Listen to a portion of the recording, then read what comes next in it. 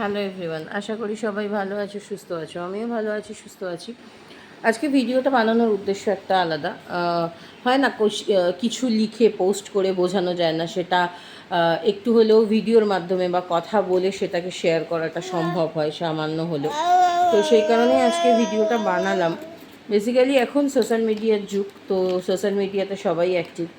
তো যে যত অ্যাক্টিভ থাকে তার প্রোফাইল তত রিচ আপ হয়, সব ঠিক আছে।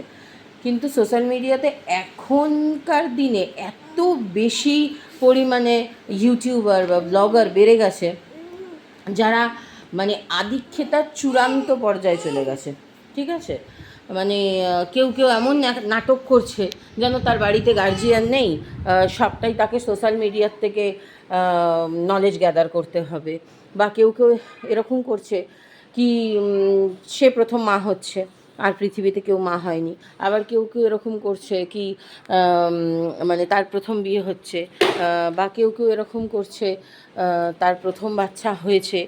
মানে আদিক্ষেতা নাটকের চূড়ান্ত পর্যায়ে তারা চলে গেছে। আরে ভাই, তোরা সব কিছু প্রকাশ বেশি বেশি করে করিস, আমরা প্রকাশ কম কম করে করি, কিন্তু তোদের ফিলিংস আমাদের ফিলিংস সবটাই শেয়ার, মানে সবটাই সেম। তো সেখানে এত আদিক্ষেতা, এত ন্যাকাপোনা, এত কিছু করার কি আছে ভাই?